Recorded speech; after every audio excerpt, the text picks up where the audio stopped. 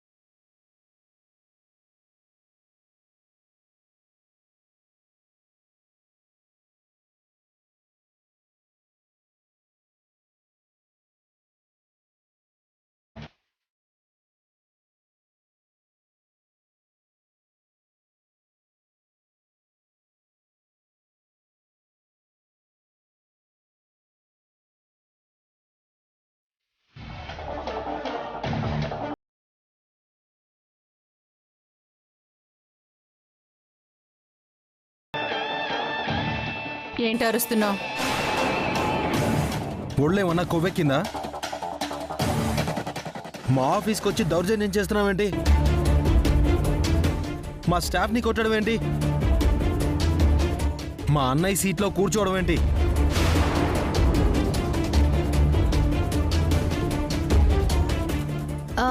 ఇవన్నీ చేయడానికి మీకేం అధికారం ఉందండి? అధికారం ఉండబట్టే వచ్చారు మేడం.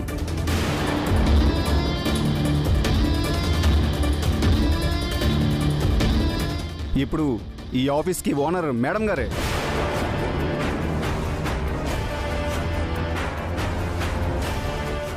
ఆ అధికారంతోనే వచ్చారు, ఆ హోదాతోనే చైర్లో కూర్చున్నారు. పళ్ళు రాళ్ళ కొడతా కూత కూసామంటే ఎవరిది ఆఫీసు? ఎవరు ఓనరు? హే లలితాదేవి, ఇప్పటి వరకు నువ్వు ఎన్ని వెదవ పనులు చేసినా మాటలతో చెప్పాను,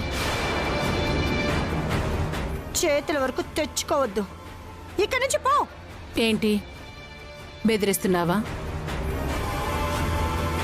నా ఆఫీస్ నుంచి నన్నే వెళ్ళిపోమనడానికి నువ్వెవరు? ఏంటి నీ ఆఫీసా? ఎవరు రాసిచ్చారు నీకో? నువ్వే రాసిచ్చావు మిస్టర్ ఆదిత్య.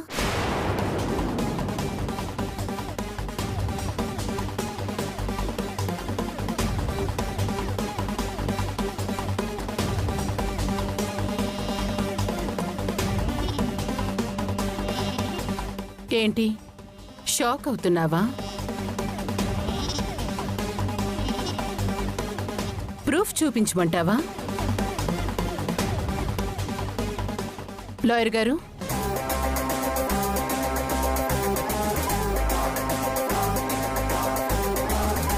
మేడం, మీ దగ్గరున్న డాక్యుమెంట్స్ ఒకసారి వాళ్ళకి చూపించండి. చూసుకొని నిజం తెలుసుకొని బయలుదేరతారు.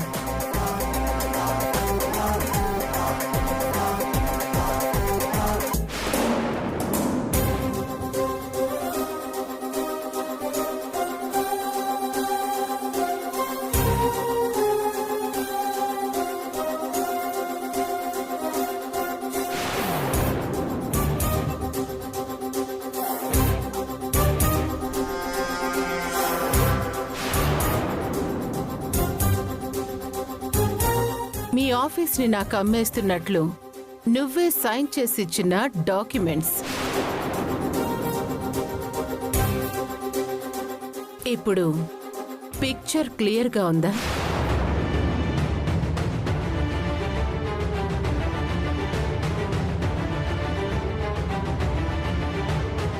ఇది మోసం. ఇందులో ఏదో కుట్ర ఉంది. నేను నీకు ఆఫీస్ అమ్మడం ఏంటి? డాక్యుమెంట్స్లో మ్యాటర్ క్లియర్గా ఉంది. మీ సంతకం కూడా క్లియర్గా ఉంది. ఇంకా మోసం అంటారేంటండి?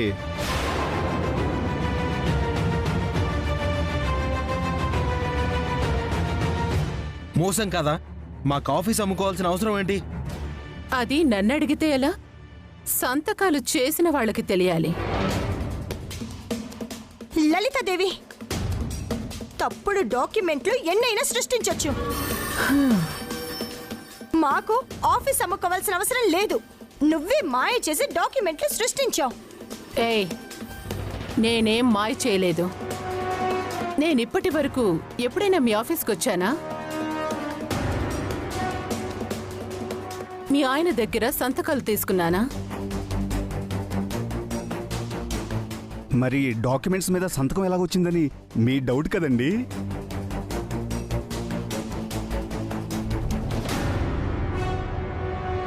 దానికి కారణం ఈ గుండమ్మే ఆదిత్య.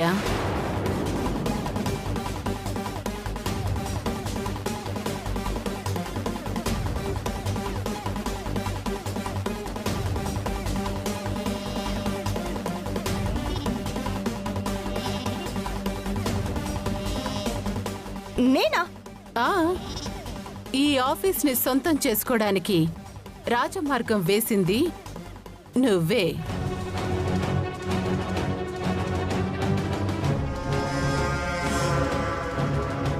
ఆ రాజమార్గం ఏంటో చూస్తారా?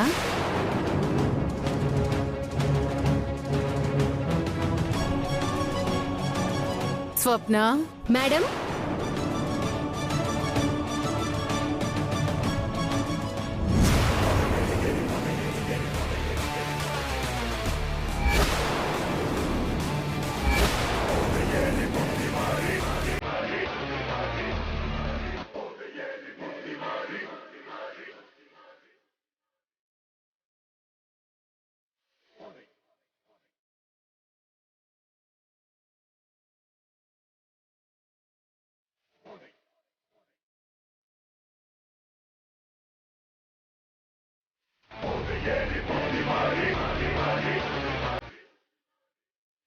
Hi everybody.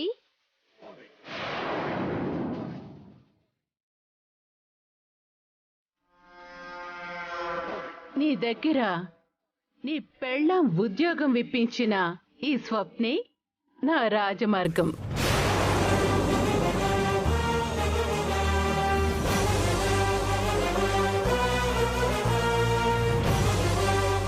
తనే నీ దగ్గర సంతకాలు తీసుకుంది. యా, సార్, ఈ ఫైల్స్ అన్ని చెక్ చేశాను. అంత కరెక్ట్గానే ఉంది. మీరు సంతకాలు చేసేస్తే ఫార్వర్డ్ చేస్తాను.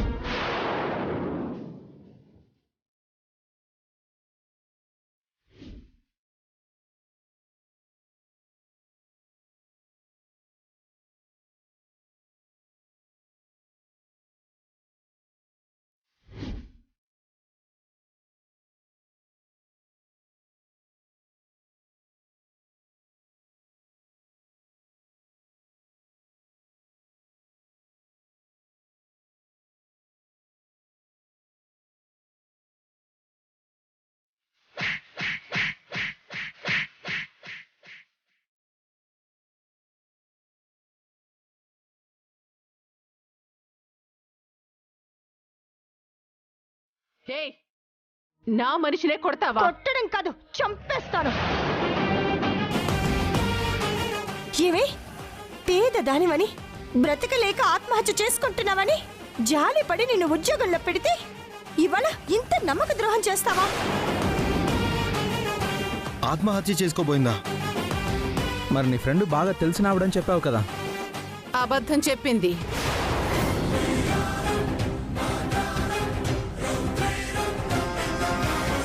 గుండమ్మ, ఏంటిది? తనెవరో తెలియనప్పుడు తెలిసినట్టు ఎందుకు అబద్ధం చెప్పావు?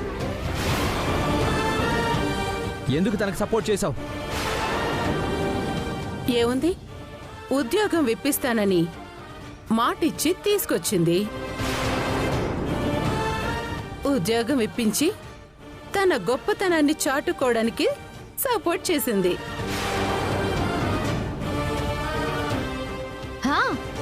నేను అప్పటికీ చెప్తూనే ఉన్నాను, ఎవరో మనకి తెలియకుండా ఎలా ఉద్యోగంలో పెడతావో అని. టాలెంట్ చూసి ఉద్యోగం ఇస్తాం కానీ పరిచయాన్ని బట్టి కాదు అని నాకే కౌంటర్ ఇచ్చింది. నన్ను ఇంత మోసం చేసిన నిన్ను ప్రాణాలతో వదిలిపెట్టను. నిన్ను వదిన వదిన ఆగండి. వదిన ఆగండి. వదిన వదిన ప్లీజ్. ఏంటిది? నా ఆఫీస్కొచ్చి నా మనుషులతోనే ఏంటి గొడవ? ఇది ఆఫీస్ అనుకుంటున్నావా, చేపల మార్కెట్ అనుకుంటున్నావా? అనవసరంగా ఇక్కడ గొడవ చేస్తే పోలీసుల్ని పిలిచి బయటికి గెంటించాల్సి ఉంటుంది.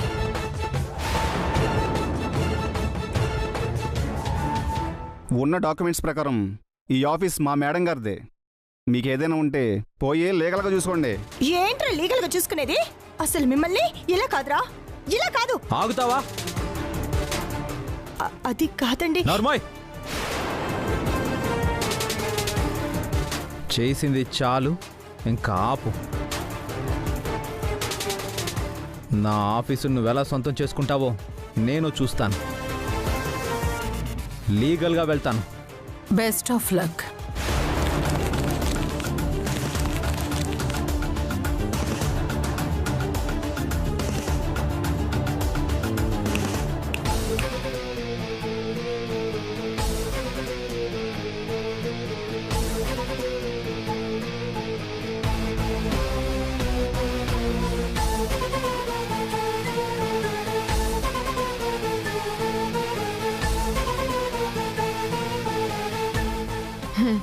ఇక్కడేముంది, ఇంటికి వెళ్ళిన తర్వాత ఉంటుందే గుండమ్మ నీకు అసలైన ఎపిసోడ్.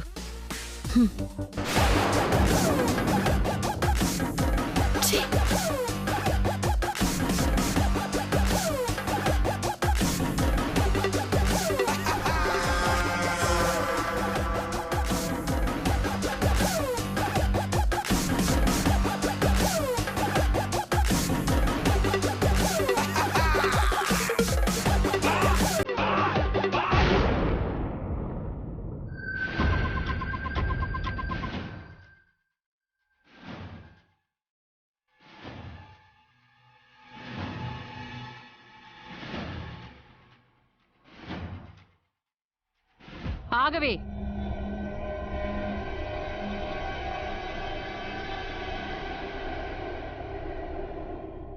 ఏ మొహం పెట్టుకుని ఇంట్లో కాలు పెట్టావు? అత్తయ్యా. నోర్మోయ్, నన్ను అలా పిలిచావంటే నాలిక చీరేస్తాను.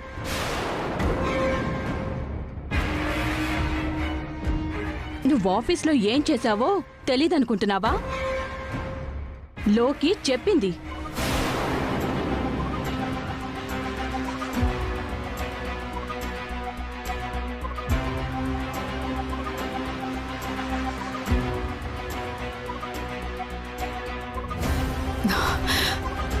దాని వంక ఉరిమి చూస్తున్నారేంటి?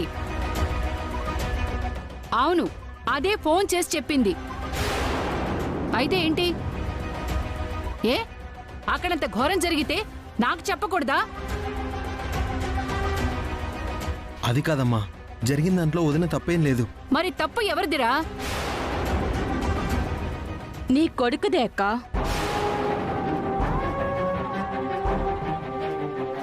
అదెవత్తో దారిని పోయేదాన్ని తీసుకొచ్చి ఉద్యోగం ఇమ్మంటే ముందు వెనక ఆలోచించకుండా పెళ్ళాం చెప్పిందని ఆఫీస్లో పెట్టుకున్నాడు కదా, అందుకే తప్పంతా నీ కొడుకుదే.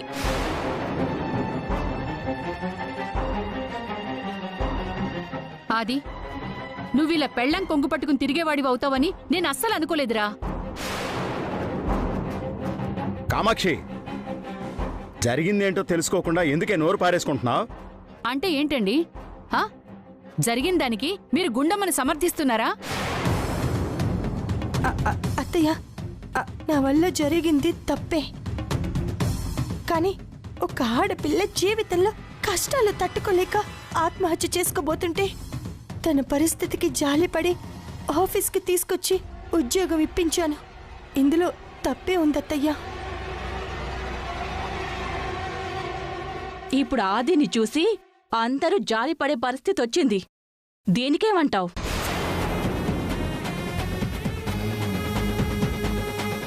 అమ్మ గుండమ్మ, జాలిపడ్డావు. సరే, ఆ అమ్మాయి ఎవరో ఏంటో కొంచెమైనా తెలుసుకోవాలి కదమ్మా. తెలుసుకోవాల్సిన అవసరం దానికేంటి కాకి? తను రికమెండ్ చేసింది కాబట్టి ఉద్యోగం ఇవ్వాల్సిందే.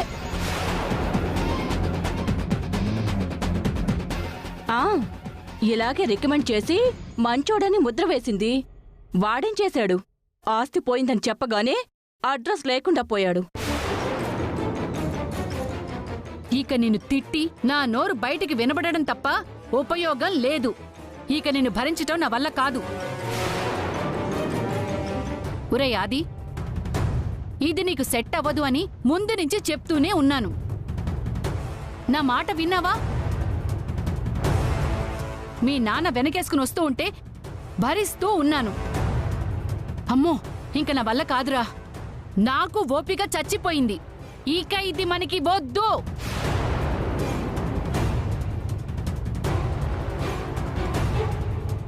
అంటే ఏంటమ్మా నువ్వు అనేది?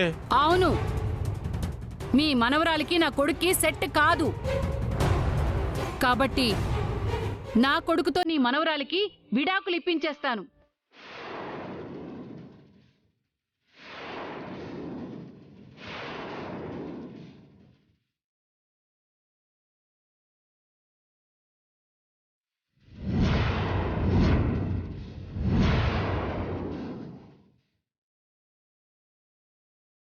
ఎవరు అవునన్నా కాదన్నా ఇది మాత్రం ఫిక్స్.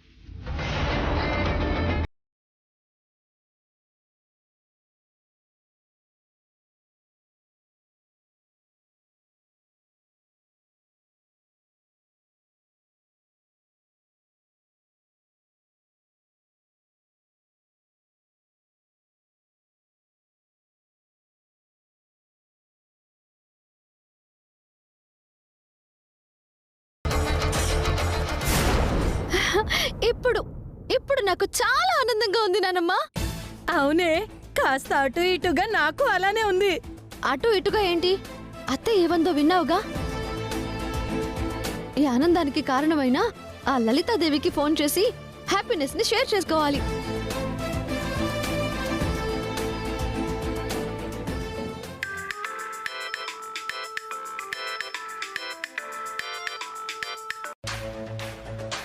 హలో లలితాదేవి గారు. చెప్పు లోకేశ్వరి. Happy, full happy. అది నీ మాటల్ని బట్టి తెలుస్తుంది. మీరిచ్చిన ట్విస్ట్ కి ఇంట్లో పెద్ద రచ్చ అయింది. గుండమ్మ కార్నర్ అయింది. తిట్టిన తిట్టు తిట్టకుండా తిట్టింది. అంతేకాకుండా లాయర్ని పిలిపించి ఆ గుండమ్మకి విడాకులు ఇప్పించేస్తానంది మా అత్తయ్య. ఆవిడంటే మాత్రం ఆ ఆది గుండమ్మకి విడాకులు ఇచ్చేస్తాడా? ఎందుకు ఇవ్వడమ్మా? ఆదికి వాళ్ళ అమ్మ మాట అంటే వేదం. ఆవిడ మాట ఎప్పుడు కాదనడు. తండ్రి మాట కూడా కాదనడు అనుకుంటా. ఆయన మాట కాదనలేకే కదా ఆదిత్య అంత లావుగా ఉన్న గుండమ్మని పెళ్లి చేసుకున్నాడు. అదంతా అయిపోయిన గతం. మీరన్నట్టు ఒకవేళ మావయ్య గారు అడ్డుపడినా మా అత్తయ్య గారున్న కోపంలో ఆవిడనప్పుడు ఎవరి వల్ల కాదు. అదే జరగాలని నేను కోరుకుంటున్నాను. ఆ గుండమ్మకి విడాకులిచ్చి దాన్ని ఇంట్లోంచి బయటికి పంపించాలి. ఇప్పటి వరకు ఆ గుండమ్మ నాకు చేసిన అవమానాలన్నిటికీ ఒకేసారి ప్రతీకారం తీర్చుకుంటాను. నా అంగబలం, అర్ధబలం ఉపయోగించి ఆ గుండమ్మని నా కాలు కింద నల్లి నలిపినట్టు నలిపేస్తాను.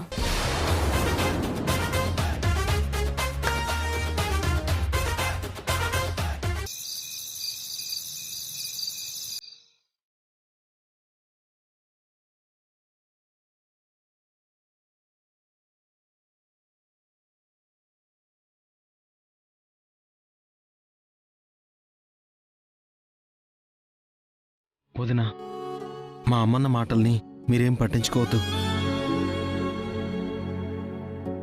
ఆవిడంతే. ఆవేశం వస్తే ఏం మాట్లాడుతుందో ఆవిడకే తెలియదు. నేను బాధపడుతుంది అత్తయ్య గారు ఏదో అన్నారని కాదు బాబీ, ఇంత ఘోరంగా ఎలా మోసపోయాను అని. మంచికి పోతే చెడు ఎదురైందనే సామెత అలాంటి వాళ్ళని చూసే పుట్టుంటదమ్మా. పాపం ఆడపిల్ల కష్టాల్లో ఉందా నువ్వు జాలిపడ్డావు. ఆ పిల్లకి ఏమైంది? అవసరాల కోసం ఆటలాడే ఆటబొమ్మలకు మంచితనం అంటే ఏం తెలుస్తుంది?